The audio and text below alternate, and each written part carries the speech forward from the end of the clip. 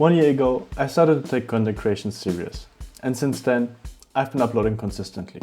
And whenever I upload, you guys ask me this specific question. I was able to film a lot of cinematic videos, literally wherever I go and whenever I went. I even filmed on top of Mount Fuji. And all I have is this compact setup. So in this video, I will talk about my compact camera setup that I take with myself literally everywhere. Before we get into this video, hi, my name is Dennis. I like to make travel vlogs, talk about my journey of content creation and a little bit of gear. This video is going to be very chill, so sit back and relax. A compact camera setup starts with the choice of the bag. And I love shoulder bags. As a content creator who travels a lot, not just for work but also for fun, it's very important to capture something very beautiful on the go in 10-bit 422. And I got the perfect recommendations for you. The first recommendation would be to get a camera-focused shoulder bag. They come at a certain price tag, but they are usually water resistant, some form of damage proof, scratch resistant, so you really can't go wrong with them. It's optimal to carry your minimal cam vlogging setup with you. I specifically don't have a camera shoulder bag. I have a normal camera backpack from K&F Concept, which is very great. It has a laptop hold, enough space for all my gear. Yet, I don't like to wear a backpack, first of all, because it makes my back sweat a lot, and when I'm traveling in summer, that's the least thing I want. And secondly, it's not that stylish and a little bit too bulky, and I don't want everybody to know, yo, this guy is having like lots of camera gear in his backpack. Maybe let's rob him? I don't know. So that's why I try to not take my backpack as much. Yet, the second option is my favorite. This is the Uniqlo shoulder bag. It fits 13 liters. It fits literally everything. It folds my camera, my tripod, my drone, my lens, my microphone, and my mini tripod as well, some spare batteries, and my day-to-day essentials. So as you can see, this tiny bag can hold up a lot of stuff. Depending on your gear and needs, you gotta adjust. I mean, I don't carry a drone necessarily every single day, but I just love to, get some drone shots. So this bag is, like I said, a pure game changer for me. Some days I can't bring this back, or I don't want to bring this back because I want to match my outfit a little bit different. And for that, there's an alternative, which I didn't need to buy. I DIY'd basically. You can buy something off of Amazon like that. I think Orf, I don't know how to pronounce them. It's like a camera insert bag. I just DIY'd that for my K&F Concept with those pulsers. I put my camera inside of here and then just put it inside of the backpack that I want to use that specific day. So I just saved myself up a lot of money. So everything stays neat inside my bag and I can wear whatever bag I want to wear that specific day. Many of you are probably wondering with what I'm shooting all this. So I'm going to show you guys the camera setup. And no, this is not my camera. This used to be my main camera, the Sony ZV-E10. I really can recommend this one. It's a APS-C crop sensor. It got me into videography and I really love this, but it was time for upgrade. And I got myself the A7C II that I'm shooting on right now. This camera honestly is a whole game changer for me. I was quite hesitant if I should get the FX3 or this, but I really wanted a hybrid camera since I also like photography. And with hybrid, that is the meaning. This camera takes beautiful pictures while it takes crazy good videos. There's a 33 megapixel sensor, full frame. I don't know the specs and the technical details that much. It has the same sensor as the FX2 and the A7 IV, with the only downside that it has like one SD card slot less, therefore a super compact body, which I really value way more. Just because I don't like a heavy, bulky setup. It makes me uncomfortable, vlogging in public, especially because it makes other people uncomfortable around me. I don't really want to bother anyone when I'm in a cafe, don't want to disturb the privacy or anything. So that's why this was the best option for me. The ZV-E10 was already a super body, just it had a crop sensor. I really wanted to get a full frame sensor. For a full frame sensor, for the image quality that you get, I think it's downscaled from 7K footage or 6K footage to 4K. It's really crisp. Besides that, can also get 2 focal lengths basically out of one lens. Because it has this APS-C crop mode, which you can turn it on and off, therefore you can get 2 different focal lengths, which I think is awesome. This camera also has a great native microphone built in.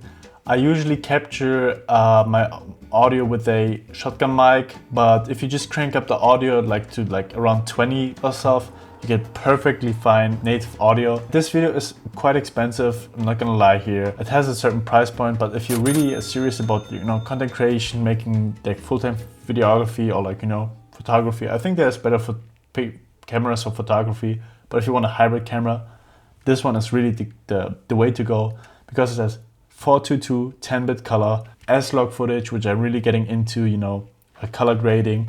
So it's a really great way, and for the price point, I think it beats everything else in the market, in my opinion.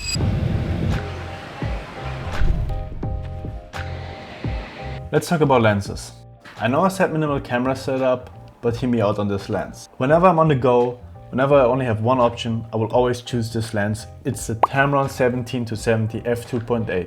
And even though it's not a full frame lens, it's cropping. As you can guys see in this footage, it has this black circles, which I really like for some reason. It's just a whole different vibe. This lens was my first lens that I got on my Sony ZV-E10. The footage is just amazing. With the crop sensor, you can have even more focal length differences. Overall, this camera just gives you a perfect lens for vlogging, for portraits, for just talking heads and cinematic shots distant shots, whatever that is. This lens is not the cheapest, but compared to all those full frame lenses and Sony lenses, this one is really affordable.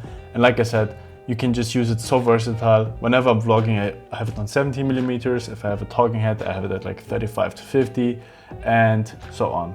This lens is honestly my favorite lens as of now. I'm planning on upgrading this one. I will always have this in my inventory just because I think everyone should have a zoom lens.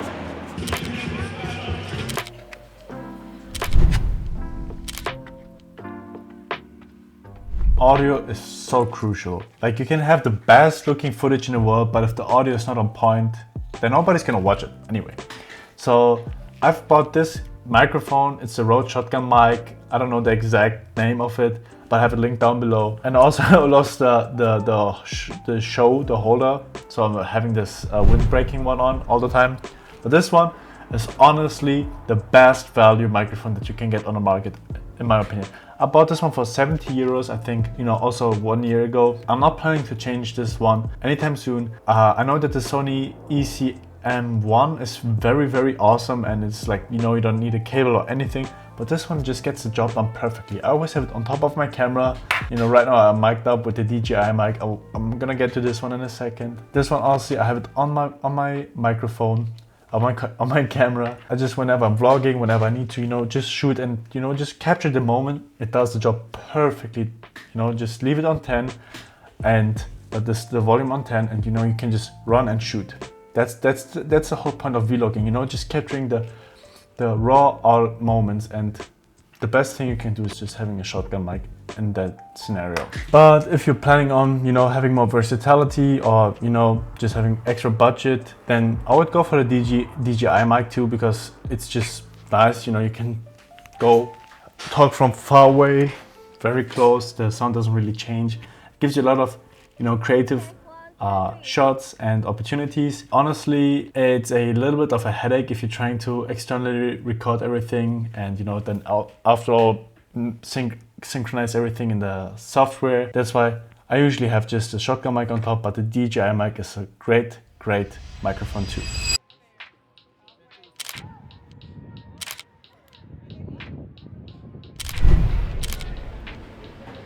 Last but not least, tripods. Honestly speaking, I also like to handheld shots from time to time, but if the footage is getting too shaky or you just want to, capture a moment and put the camera somewhere, you need a tripod. That's why I have this one. It's a Sirui carbon fiber travel tripod. It weighs less than 1 kilogram. It's made out of carbon, obviously, and look how compact this one is. It fits into my Uniqlo shoulder bag and many other bags as well, which I really like, because whenever I'm traveling, I just want to have a tripod with me, this is the one. But if you don't want to have a whole tripod with you, the one thing that you should get to yourself is a PG Tech Mantispot Pro. It's the one that I'm currently filming on. It's honestly a game changer. I use it for everything, for getting unique shots, just to vlog, just to set up the camera for a talking shot like that, or whenever I'm filming something cinematic and I don't need like a huge height difference or anything. This is the one. It's super light, it's small. You can also put the quick release mount on it, so it makes it super easy, makes life simple. I just have it also mounted on this one, so I can just switch within seconds, and that's just a whole game changer, because the last thing you want is when you have this creative flow going, you have to screw it off the first old tripod, then on the new one. So this one is really just a must-have in my opinion.